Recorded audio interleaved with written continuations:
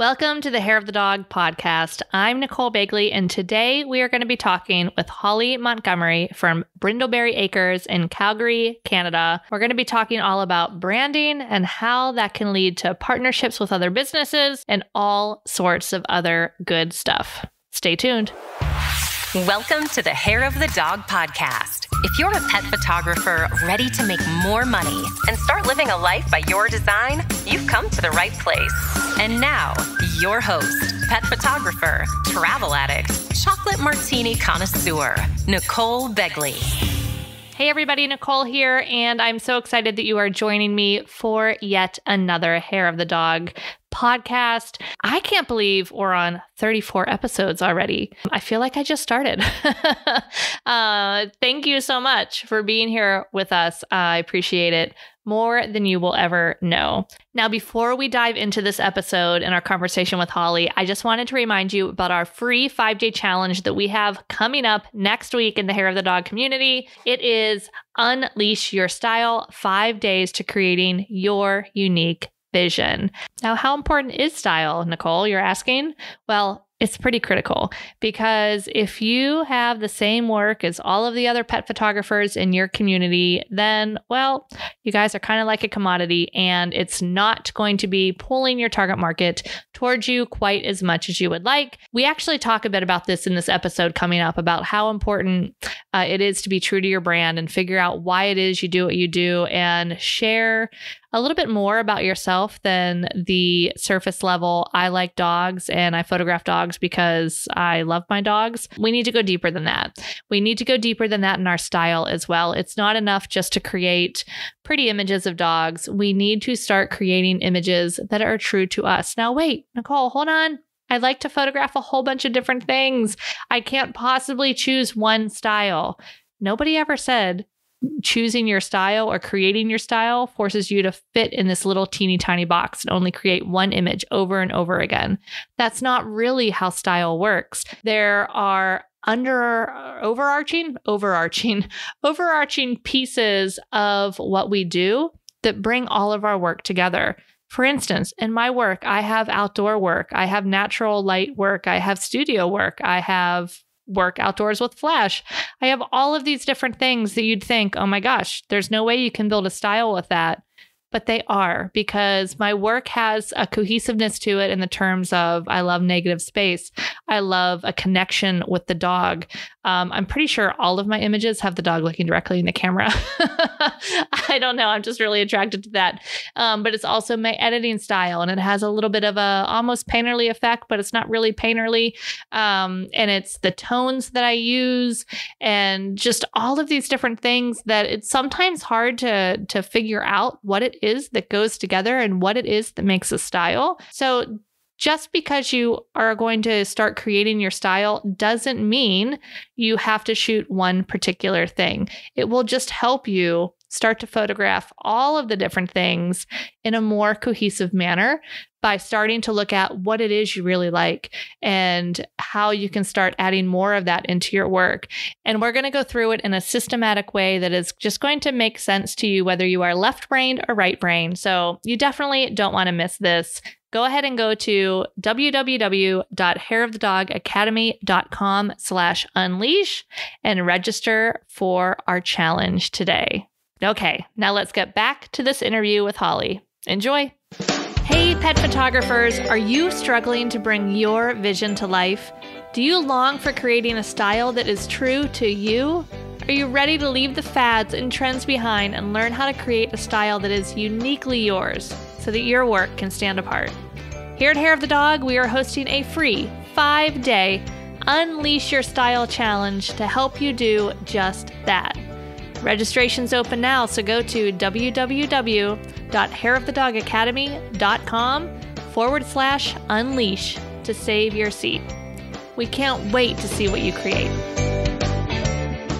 Hey everybody, Nicole here from Hair of the Dog, and today I have a very special guest with me, my good friend Holly Montgomery from Calgary, Canada. Welcome, Holly, to the Hair of the Dog podcast. Hi, Nicole. I'm so happy to be here. Thank you for having me. I missed you. Of course. I know I miss you too. Thank you so much for being here with me. Yeah, funny story. Holly and I were just reminiscing. Holly was with us for a little bit in Bark Jour, one of the Barker retreats that I teach with Kaylee Greer and Charlotte Reeves 3 years ago, right now, this minute. It just popped up on my time hop this morning of us photographing dogs in front of the amazing Roman aqueduct in southern France. Beautiful golden light with amazing food. I'm like, oh my God, please take me back. It's funny. I don't know about your other retreats, but do people talk about the food quite as much as they did for this particular one? Because that food was incredible. No, I mean, we always have good food. Like we've never once had one and we're like, oh, the food wasn't very good. But Theo's cooking in France was a whole nother world of delicious. It really was. Yeah. And once again, it's a pet photography podcast, but I brought it back to food. It's like a running joke that at least every other episode we somehow start talking about food a little bit. Hard not to with me too. I love good food. I know, me too. Maybe I need to start another podcast like a food of the world, except for fruit. Me and Taryn no fruit for us. Very funny. Anyway, so happy that you're here with us. Yeah, I've known you online for quite a few years. France was the first time I got to meet you in person. Yep. And you've always been a photographer I'd admired. You have beautiful, beautiful work. Love the work that you produce. And so I guess just tell us a little bit about your background of your pet photography journey and how all that started. Okay. This is always a loaded question with me because I do a lot of stuff. Anybody who knows me knows I do a lot of stuff. So it started just when I got out of college, actually. And my college degree is a Bachelor of Applied Business and Entrepreneurship with a major in computer information systems. And I'd only been out a really short time. I think I worked in the field 2 years when I got really tired of it and didn't enjoy it anymore. So I actually went to manage a health food store for pets, and quite a transition from college to retail, but I wasn't happy, and I can't work in a job where I'm not happy. So I went there and I started that. And then the passion for photography came up. I was training my own dogs, and I just show up at trials, agility trials and that sort of thing, just with my camera for fun. And one of the trainers that I volunteered for actually said, you need to charge for this. And that was back in 2005. And at that time, there wasn't very many people at all doing that. So it was really great to actually manage that health food store for pets. And they allowed me to promote my own work as well and do that on the side while I worked there. And I've been doing both off and on since 2005. And now I own my own pet health food store, actually 2 of them now. We just opened a second one last September. And I've been doing the pet photography along the way when I can. So nice. Yeah, that's kind of how it started. I love it. Yeah. And then with your pet photography, because, there's definitely ways that the industry, quote industry, says you must do it this way. You must do it that way. You must do in-person sales. You must phone call your clients all the time. You must do this. You must do that. And while I do believe there are best practices, and if you're going to choose to not go the same way of the best practice route, you need to have reasons why and make sure that you're, covering any potential red flags, things that can bite you in the butt. But I do believe that you can build your business to make it look like whatever suits you. So absolutely. You changed your business a bit from those, the must-dos the industry says.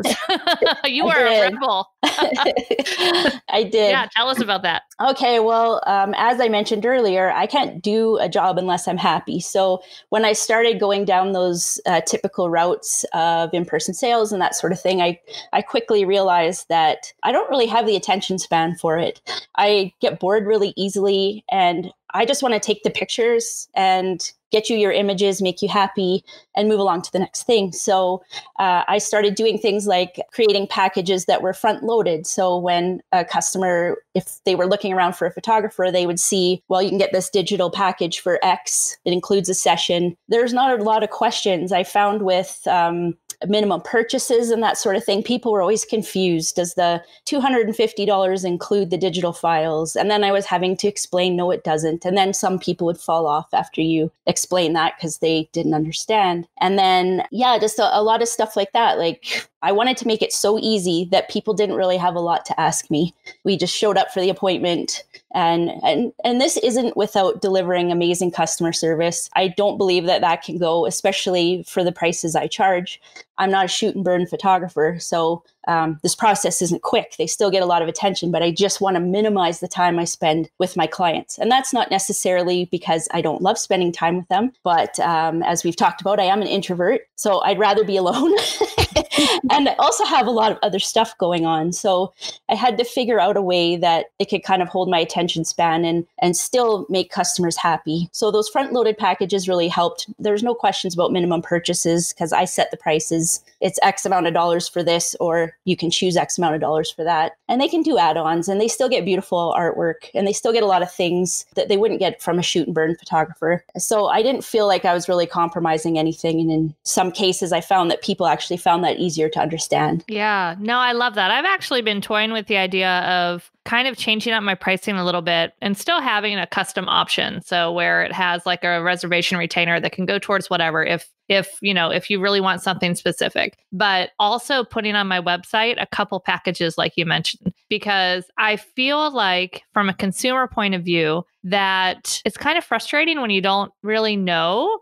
And, we get ideas and ranges and starting at, but then people make up their own stories of what things cost. And maybe they're making up the story that it's way less expensive and they find out what it is and they're like shocked and say, oh my God, forget it. Yeah. Or they make up the story that it's going to be way more expensive than it is. And they don't even bother to contact you because they assume that they can't afford it. So I'm thinking, I would love to put together like one or two little packages that it's just like, hey, you want this? This is what it includes. And we can still, and it still has that customer service. This is the key. And you mentioned, because it would still be, oh, you book that. There's still a consultation beforehand that I usually do on the phone, or you can do on Zoom, or you can do in person, depending global pandemic status. Yeah. There's, so you're still holding their hand throughout the process and making them have an incredible experience and creating even a somewhat custom experience for them, depending on what it is they want to photograph. Okay, are we focusing on pictures of just the dog? Do you want pictures of your family? Do you want, what are we thinking for a wall piece that's included in this collection? Do you want that do you vision that of just your dog, of you guys together? What's your decor look like? These are the finishes that I offer that I think would look great. So you're still helping them with all these things, but you're just giving them more pricing up front. Yeah.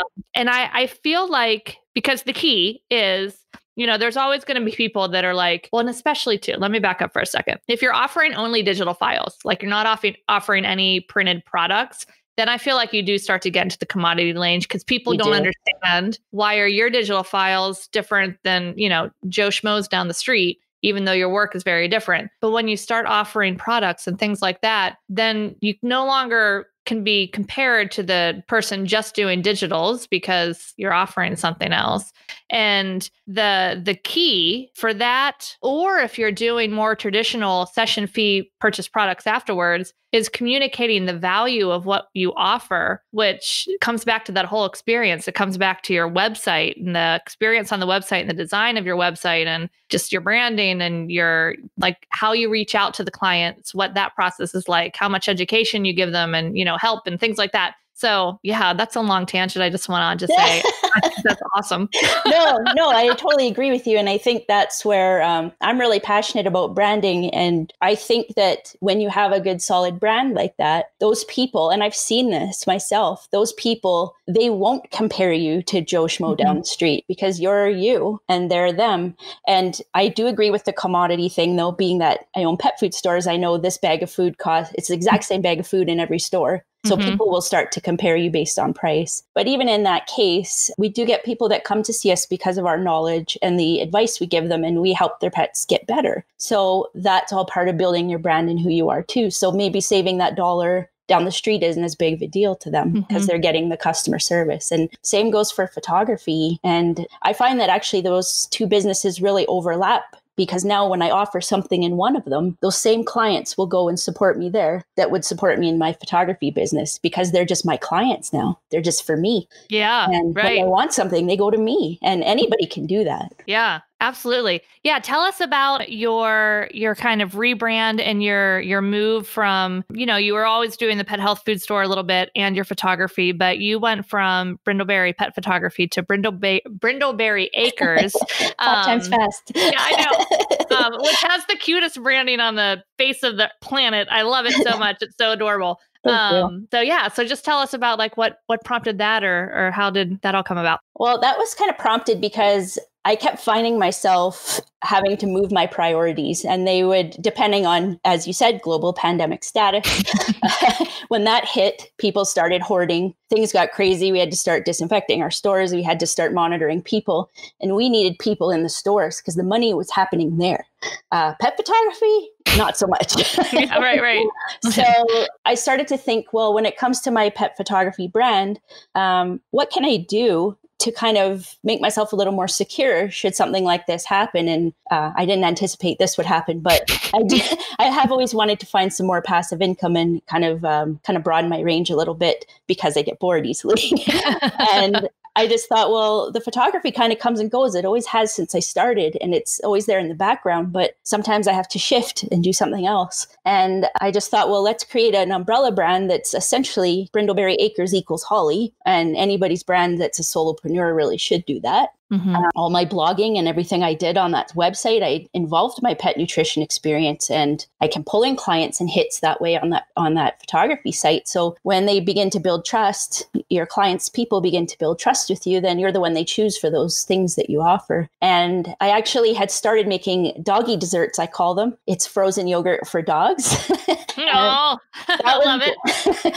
That was born out of necessity because our stores couldn't find healthy dog yogurt, and there was a demand for it. So I'm like, well, that doesn't really belong on a photography site, right? But let's see, how can we make it belong? Let's make it part of the Brindleberry Acres theme, which is natural and healthy and happiness. And my theme is because your pup is your everything. That's my tagline. So if you believe that, you want the best doggy dessert, you want the best photographer, you want the best nutrition, and it just fits. It's everything I know and I'm passionate about. So that's kind of why I went that direction. I love that. And I love that too, because I feel like so many of us get stuck with, why do we do this? And we're like, well, I like to photograph dogs. Yeah. And then the deeper why is, oh, well, because, I lost a dog that I loved, but there's usually so much more to that. I feel like those are very surface wise. Yep. And if you really dig down to what your passions are, you can start to see what these kind of underlying currents of your brand can be, which, gosh, is so critical that we have, because if we're not being true to ourselves, then, we are like every other pet photographer in our market. And there's going to be more and more pet photographers in our market as this industry continues to grow, which there's still room for the industry to grow because, gosh, how many households have pets? A lot. Even more now. So many got pets during the pandemic. So Right.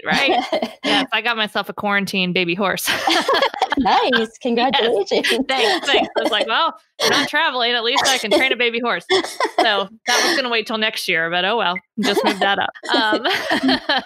But yeah, no, it's awesome. I know so many shelters had, cleared so many cages because so many people were adopting pets during this time. And, and so many pets have become people's support during this time, because especially if you live alone, I mean, I can't imagine that. Yeah. I mean, I guess I'm the opposite. I have my husband and the 2 kids. Sometimes I do. I'm like, man, I wish I lived alone, but only for a day or 2. And I always put a disclaimer to that. It doesn't mean I really mean it. I know. Just for the next 2 hours. Just need a break. Totally. Just leave the house for a little while so it could just be me. The animals can stay. It's fine. I get it. Yeah. But anyway, I think it's just so important that we start to build a brand that reflects us. And I feel like these brand discoveries don't come overnight either. No. I feel like it's something that you should always kind of be looking for and seeing like how it evolves and what you're interested in and what sort of, curiosity pulls you down certain paths. I feel like when you have these little curious inquisitions, you're like, oh, what is that? You should explore it, because that means there's something more to it than just a passing thought often. I totally agree. And I think that people, why it took me so long, I mean, I started in 2005. What it took me so long to get to this point was just the confidence in saying, saying, hey, you have stuff to offer. You're you, just be you. Yeah. That's like the best advice I can give people. Don't look on all the other photographer sites and say, well, they're saying this. And you brought up a good point about people saying, why do I do this? Because I love photography and I love dogs. Everyone says that. So when people are looking, it's like, well, you probably should love those two things if that's what you're doing. Like, right. Go a little bit deeper. People want deeper now. They really do. Like, they want to support a person. They don't want to, most people. I mean, not everyone's like that, but. Yeah. No, agree. I feel like the more you can get down to that, the more you're going to attract the people that like need to work with you no matter what. And they don't care what you cost. And they just love everything about you and your brand, and they're 100% in. But you can't get that connection if you only go surface level. It's absolutely true. And that's exactly when I had to put pet photography on hold to go into the stores. These people that wanted me to photograph their dogs are waiting. They're waiting till I can do it. So that's like the biggest compliment in the world. And those are the people that it doesn't even feel like work. Right. Yeah. So it's a win-win. It absolutely is. They're loving you. You're loving working with them so much more than, back before, maybe when you're trying to serve everybody. Yeah. And, and you can start, guys, with this being true to yourself, just with little things, with letting like your true voice just shine through your website. If you're sarcastic and what you just like, let it come through in your copy. It doesn't have to sound like everybody's website. It shouldn't sound like everybody's website. I always like to throw out a little story of when I realized, I'm like, oh my gosh, I want my clients to think this about me, was when I was investing in a brand designer to give my brand a new identity makeover about 5 years ago. And, you start looking and you're gauging, all right, the market was like 2,500, 3,000, somewhere in that ballpark for most designers. And they were good. And I'm sure I would have been happy with their work. But then there was this one, and their website was so zany and so off the wall, and it cracked me up. And just everything about them was like, I need to work with them. And they were twice as expensive as everybody else. And I still was like, I need to work with them. And then when I'm sending in my like inquiry to find out if they would work with me, I'm like, oh my gosh, I hope they accept me. like I'm sitting here worried. I'm like, please let me give you my money. I'm so excited. And then I realized, oh my God, hello, this is what I want our clients to feel like. And many of them do, those clients that come in and they spend a couple $1,000s without batting an eye, and they're like, thank you so much. And they like rave all over how much they like loved everything about it and thank you profusely. You're like, well, no, thank you. And you I should be thanking you. I get gifts at Christmas time and cards from people. And it's like, I should be sending you the gift. And I had a client once bring me a big bag of items for my dogs. And I'm like, dude, you just spent $5,000. You should not be giving me a present.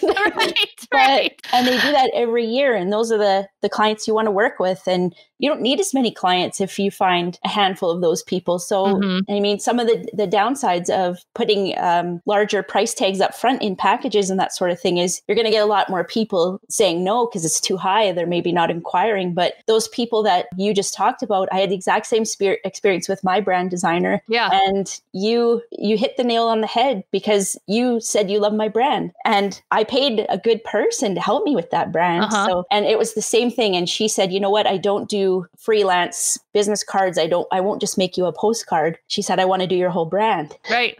And I'm like, well, I don't know if I really need that. And they're like, whatever you want. That's fine. Just tell me what I have to do and I'll do it. That's funny. Yeah. And then looking back, are you happy, of course, that you went with the whole, that she had you do like the whole brand? Do you have a whole new kind of appreciation, I guess, for your brand that's elevated to a whole nother level? Absolutely. And she'll text me every so often and she'll be like, how are you feeling today, Holly? What's your mood? She sent me a postcard the other day and said, you sounded down on our text the other day. How are you doing? And this was just a pick me up. And I don't know, I consider her a friend now. And I know a lot of photographers consider their clients friends too. And not to say you have to divulge all your personal info to them, but it's just an easy relationship, right? And money does exchange hands, but it's like I said, it's easy. It's just a flow, and I love it. Yeah. And it's always a good decision to be a nice human. I agree. Yeah, Yeah. Which is absolutely. what we are first and foremost, hopefully. Yes. If you're not, Yes. don't follow me on Facebook. Yes. Yeah, I know. By putting ourselves out there like that, and again, we don't have to divulge everything on social media and tell everyone our deepest, darkest secrets, but by letting little pieces of you, we're all onions, like another little layer here and there, you're going to attract people that connect with you on a deeper level. And generally, the like energy attracts like energy, and the people that you then start working with, the client to friend, jump is not that significant because you've been attracting people that you probably would be friends with anyway. Yeah. And it's not something that you should go out there and force. You could tell when you have those clients who you just love and you just want to send them an email and be like, hey, how's Fluffy? I hope you guys are doing well. Just wanted to send you a note. There doesn't ever have to be an ulterior motive. There shouldn't be oh, well, if I send this, oh God, what are they going to think? Yeah. No, if you have an inkling to get in touch with a previous client, you should definitely do that. And yeah, and those people are always asking for referral programs and oh my gosh, what do I have to do? How do I get more referrals? And really the key to referrals, at least I found, tell me about you, Holly, is just connecting with these people, and they want to refer. They're not looking to refer people for to earn, brindleberry bucks or this or that. You can still have some incentives, but their main motivation is because they had an amazing experience and they want to share that with their friends. Yeah, they absolutely want them to go through the same thing. And when it comes to something like photography, I always think about car repairs, because car repairs are something I know nothing about, but I need them.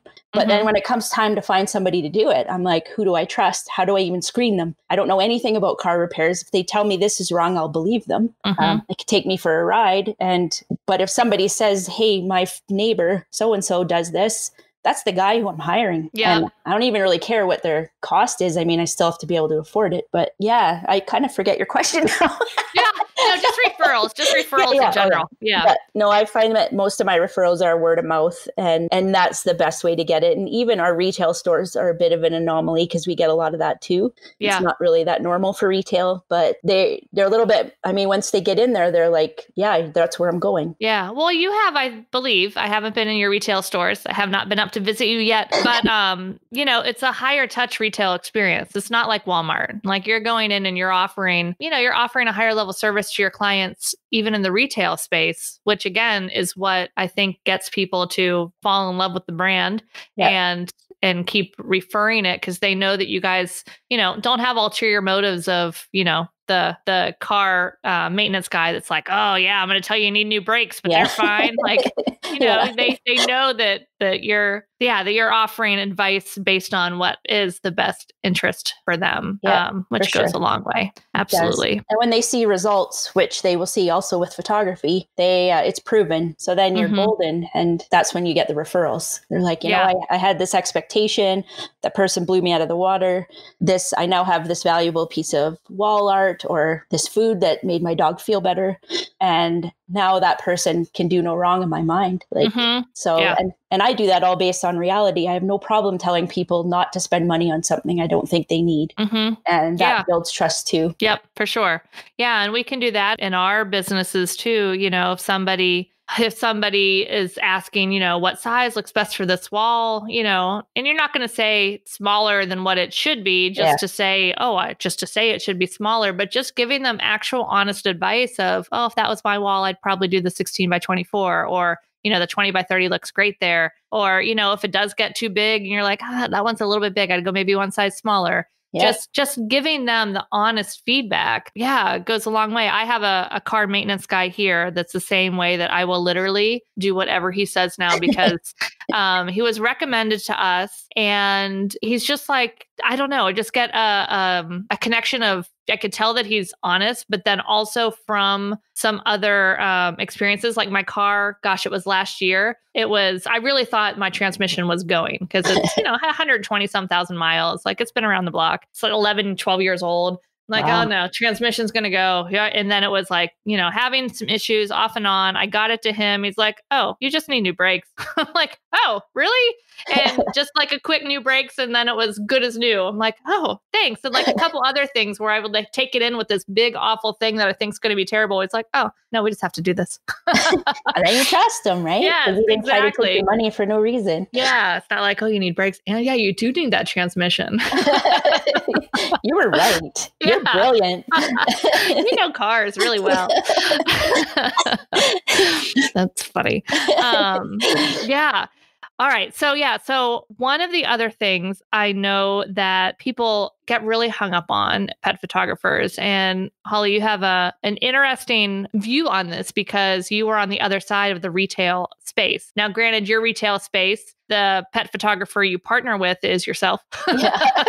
It's a little bit, it's a little bit different. But from the perspective of a retail space owner, what are some ways that maybe that are and aren't helpful for pet photographers to offer to reach out? Because I think this is where so many people get stuck. They're like, man, there's this great business and they seem to have my target market and I have my target market and we can both serve this target market. But they just don't know even where to start. And they get concerned that it's going to be totally one-sided, which the way some people approach it very well might be. What are some do's and don'ts that you can speak to from experience maybe? All right. Well, I'll start out by saying that on the retail side, I've been doing this almost 14 years now. And at that point in time, you start to get a little bit jaded. You've seen it all. I've seen it all. So I can tell you that a lot of don'ts. And I can tell you that I might be a little bit more bitter than other store owners. So I can give you like the absolute best way to handle it type of thing. Yeah. So in my experience, I've had people, one that sticks out in my mind is a person that she did dog training and I think she had a boarding facility. Mm-hmm. And she very gregariously burst herself in the door, threw her cards on the counter and just said, I'd like you to put these up for me, and kind of walked out the door. And firstly, didn't even bother to introduce herself. I don't know how to say this really, but I have my values all set out. Mm-hmm. I know how I feel about training. I know how I feel about food. I know how I feel about vet care. If you just walk in and slap your card on the counter without telling me anything about you, it's going in the garbage.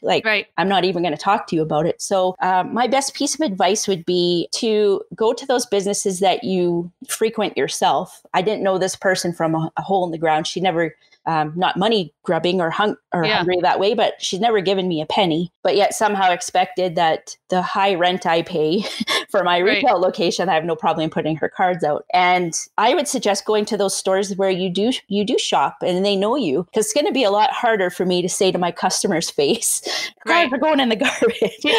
Right. Because I want to save face with you and I want to help you. You've helped me. It should go both ways. Absolutely. So the first thing I would say is probably research the business a little bit and see if you can find out what those values are and see where you connect and what you have in common. And then ask them, how and when do you want me to reach out to you? Or if you want me to. The hardest thing is when you're putting away 2,000 pounds of food and oftentimes it's frozen and someone comes in and decides, I got this wonderful business. Let me tell you about it.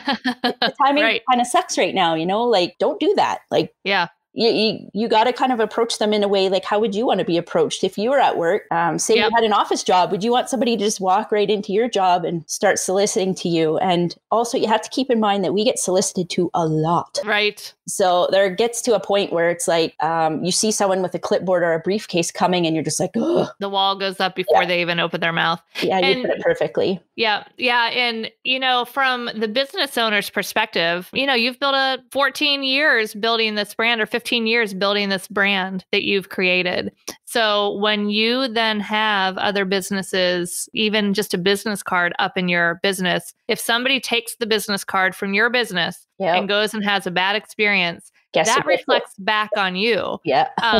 Because you recommended it. So, I know people listening might be like, oh, I don't know why they, are so nervous. And so I'm like, because imagine if you've built your brand for 10 years and somebody's like, oh, just recommend this. Well, no, because my recommendations carry weight. Like you guys out there in Hair of the Dog Land, how would you like it if I just recommended every and all things that come across my email of like, hey, send this to your audience. Hey, share this with your audience. You guys, I'd be sharing something new every every day. So yeah, I only share things that I know that you'll find value in. And you need to make sure it's up to your standards. Because if you refer somebody, that's like you saying, I would use that person myself. And then people value your opinion because they have built that trust with you. So you do need that. And I think one really great way that you could do that, and I'm the last person who'd ever say give stuff away for free. Right. I am exactly. not. Me. Yep.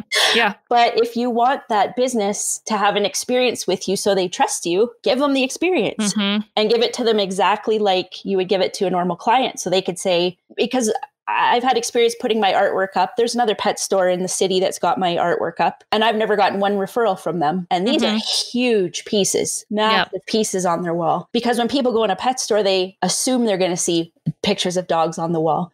Right. They don't know if a local photographer took that. They don't know they can get those same pictures. And if the business owner has no experience with you, they're not going to talk about you. They're just not. And that particular business just bought stock art off me. So they aren't dogs that mean anything to them. They don't know the dogs. They didn't have an experience with me. They didn't have any of that. But if you go to a business, my other store where I don't work at as much, my employees' dogs are on the wall. So when someone says, oh, you have a Malamute, yeah, he's right up there. And then they're like, whoa. And then they see the pictures up there and then they notice them because you pointed them out. And then they can say, yeah, this is what we did. This is how it worked. And then you've already had somebody that's pre-sold it to you. Right. You're getting referrals almost they're not for free because you invested your time to give them that session, but that's the result you're going to get in return. Yeah. I feel like we need to approach, and I always tell people, like, you need to approach these from straight giving, like without any sort of, well, if I do this, this will happen. Like, just straight give in the relationship. And then you'll see too, if you mesh with that person. And if you don't, it was never going to be a good fit anyway. Totally. And if you do, then things will naturally progress. And, I am also not an advocate of working for free, but in those types of situations they need to trust you. So you need to give them the experience. Yeah. So that's really one of the biggest ways to do that. Or, I don't know how you feel about this, Holly, too, but even approaching them and just saying, hey, I'm a professional pet photographer in the area. Introduce yourself a little bit. Ask them if they have any photography needs. Let them know that you'd be willing to help them with whatever it is and give them, gosh, I guess it's hard. I don't know. I'm thinking off the cuff here with, marketing photos or things like that, or just letting them know I have a whole bunch of dog images, stock images. If you need any images for your website or this or that, I'd be happy to provide you with some, even if it's a fair trade of just, hey, yeah, go ahead, just use some of these. I mean, or talking with them, giving them that experience again, because even I'd love to do something fun for your clients. They don't want you to do anything fun for their clients until they've vetted you and know that you're going to be fun for their clients and not frustrating for their clients. Totally. And I think that's maybe step 2.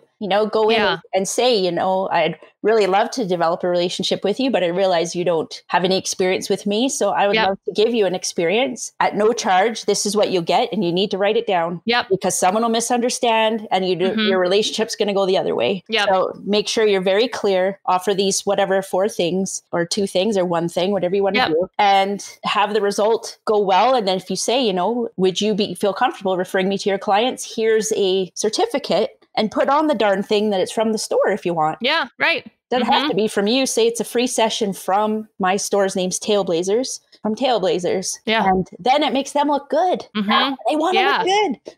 Yeah, because there's so many things. A lot of people are like, oh, but I'm newer in business, so I can't bring clients to them, or they already have a vet clinic. They're already full. They're not taking that many new clients now anyway. Like, well, we have value that we can bring to businesses that aren't just bringing them new clients. We can bring value to their existing clients in a way that is easy for them, that makes them look good, that their clients enjoy. So, it's not always just about, I need a client, you need a client. You have to think outside the box with stuff like that. Like, every vet clinic needs art on their wall, and maybe you provide it somehow that makes it work for the both of you, but maybe not necessarily, even if they pay for it. I mean, I've done that other pet store I was talking about, they paid for their artwork. And I gave them a wholesale price. I said that in quotes. Still made a profit. Relax. But think outside the box. And some stores might have photographers like mine. If a photographer comes in here, I'm like, we're good. Right. it's not an insult. It's just, it is what it is. And you have a photography relationship. Totally. And I think it's important to say too, that you should respect that. And I've never been the type of person who says, well, I'm better, or I have a better price, or whatever. It's like, no, I wouldn't want anyone to do that to me. Mm-hmm. So I stay out of it. And there's a lot of businesses in most cities. Totally. Absolutely. You find your handful that you work with, and you don't have to be everybody's everything. Yeah. And you shouldn't, because again, if you're everybody's everything, then no one is getting that moment where they're like, oh my gosh, I have to work with this person. I don't care what it costs. Please let them choose me. Please let them say yes. That's because so true. Nobody says that about vanilla ice cream. It's like, vanilla's good. I guess there's probably a few people out there who say that about vanilla ice cream. I got a strawberry shake the other day and I pouted and said, I should have got vanilla.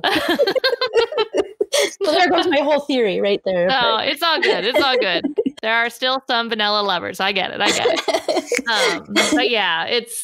it's just being really getting clear on being true to who you are, having good intentions, and looking at these potential relationships from the business owner's point of view. So Holly, I can imagine you have people coming in, not just pet photographers coming in to solicit you guys, but just a new solicitor of some kind or another, like all the time. Yeah, absolutely. And it would do them really good actually to do a bit of research in advance, because we get people that want to come in and sell us products that are not suitable for our store at all. So it would do those companies a lot of good to kind of look at your business in advance and see, like, we're a health food store for pets. Are we going to sell those low end brands? No. So why? Right. And it's not even, it's a waste of their time to even try because they're not a fit here. So like, if any advice to photographers out there, like, go on those websites and see what you have in common and bring that to the table when you're discussing with them a possible partnership. I'm really into force-free dog training. I have a really strong feeling about that. So I make that known on my site. And am I going to put some people off saying that? Yes. Right. But I have dog training facilities that train that way. And they send clients to me because they trust that I'm not going to do a harsh leash correction or do something that would harm their client, because like we talked about before, they don't want to refer their clients to someone.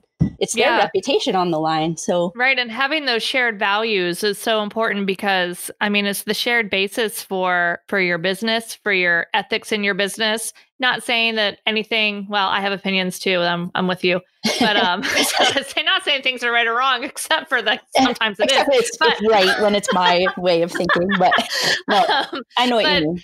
Yeah. It's just so, like, all of these brands, all of these businesses have usually an underlying values. And even the ones that we think don't, like Walmart, you're like, what values do they have? Their value is inexpensive. Their value is they want the lowest price. So that is their value. So literally every business has some sort of underlying value. So trying to figure out what that is and what yours are and where they really truly mesh, and not just making up where they mesh, but where they actually mesh. Because again, once you start to make connections with these people, it's not like we're trying to make connections with these multi-million-dollar corporations. Their best connections are usually locally owned businesses that have possibly a few locations. Yep. We're not meeting some faceless corporate person. These are all owned by individual people that if you don't have a connection with that person, the relationship is not going to be very productive, because that connection is at the basis of all of it. Totally. And they're not going to refer to you if they were like, well, they were just meh. Yeah, right. Exactly. Because again, they have their whole business reputation too. They don't want to refer to anybody that's a meh. No, totally. They'll be like, you know what? You can go there. They're not going to do a leash correction. I know your dog's very shy. They will use treats to lure them out. They'll shape the behavior. They'll tell people that. And then when they get all weird and passionate about you, that customer, they don't even know you. They're going to be weird and passionate about you too. Yeah. Yeah. That's huge. That actually is a really good point of just the things that we share, and just, again, not even just with the connections, but sharing that kind of stuff on your photography website, of sharing your thoughts on training, because you're going to be working with that dog. Yep. And there's going to be a lot of owners out there that are very adamant about a certain, of how their dog is worked with. And again, it should be in line with your values, but that becomes a selling point. And I think so many people are scared to take that stance because they feel like it's going to turn off a lot of people, but I feel like it's going to make you go from oh, this is interesting to, oh my gosh, I have to work with her. Totally. More so than the few people that you're going to turn off that, don't believe in force-free training. Yeah. And I don't go around berating people that do it differently. Right. I don't go out of my way to say it's my way or the highway. But when I rebranded my site, I tried to find a way, like, how can I talk about this stuff that's not off topic? Because I don't have a training website. I'm not an expert on training. Yep. But how can I get that in there? And that way for me was through my blog. Yeah. So I've done that a lot with nutrition. And my 3 top blog posts on my site that get the most hits are nutrition based. Mm-hmm. And who cares if they're not my client? They give my blog a hit. Right.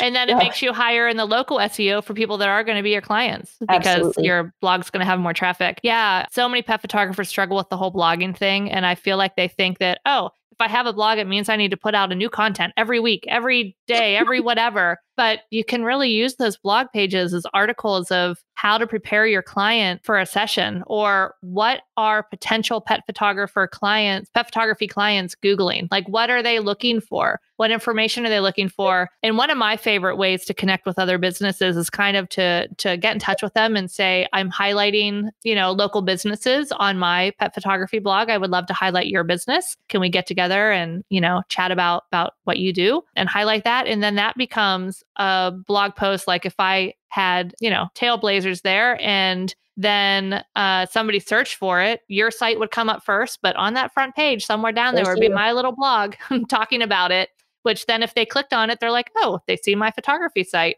And it also adds an air of credibility to you. So as a business owner, sure, of course, someone can write an article about me, and about my business if you make it easy for them. It's a terrific icebreaker. Yeah. If you don't have the nerve to go in and say, hey, I want to do this, I want to do that, or you don't have any ideas, do what you just said. Reach out and say, I want to feature you. There's nobody on the planet that would go, piss off. No thanks. Right? Especially if you make it easy for them and say, hey, I'm willing to come in and we can, do a face-to-face interview. I can send you some questions you can fill out, via email. Like, let me know how it's easiest for you. I would love to highlight your business. Totally. And sometimes that easy question, that one simple question, please tell me how you prefer to be contacted. Yes. Because as an introvert, don't call me. Please don't call me, especially unscheduled.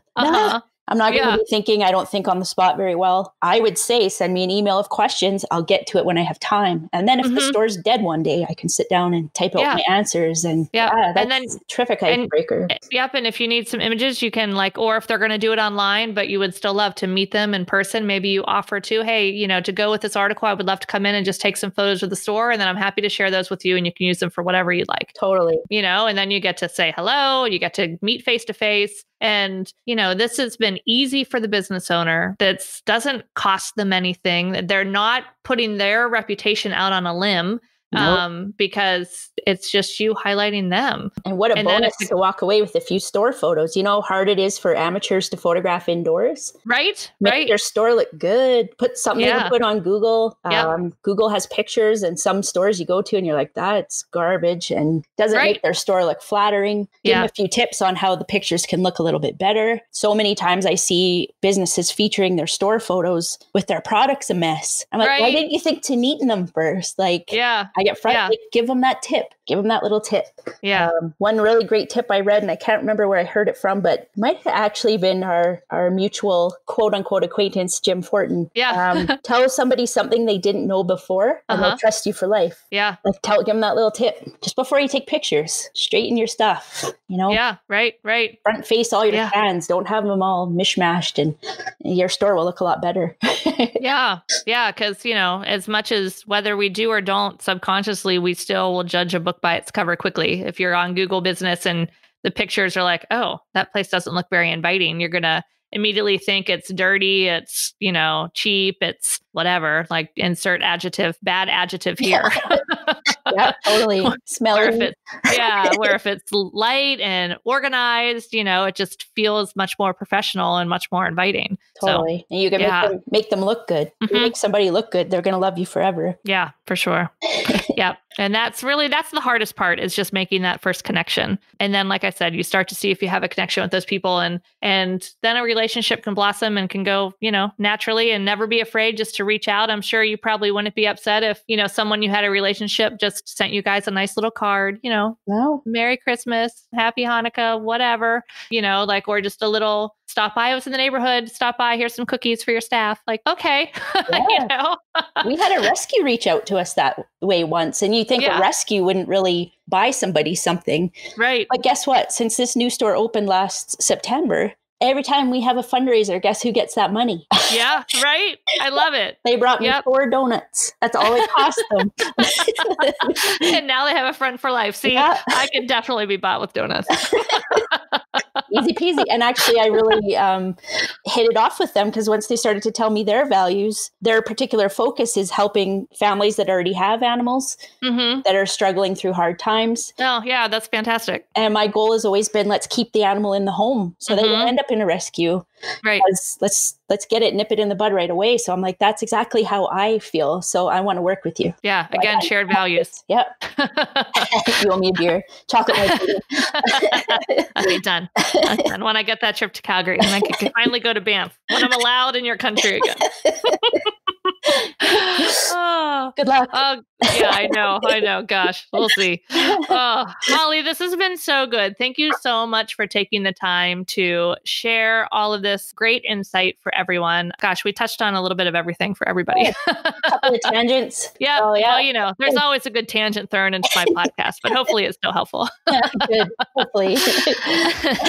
But we'll go ahead and let everybody know where they can follow you and see your amazingly adorable brand. Oh, thank you. I'm just Brindleberry Acres on Facebook with spaces, and then on Instagram, Brindleberry Acres, all one word. And Perfect. My site is brindleberryacres.com. Excellent. Well, good. Thanks again, Holly, and we will see you around the interwebs. Sounds good. Thanks for having me. All right, bye. Bye.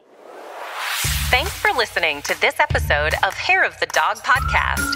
If you enjoyed this show, please take a minute to leave a review.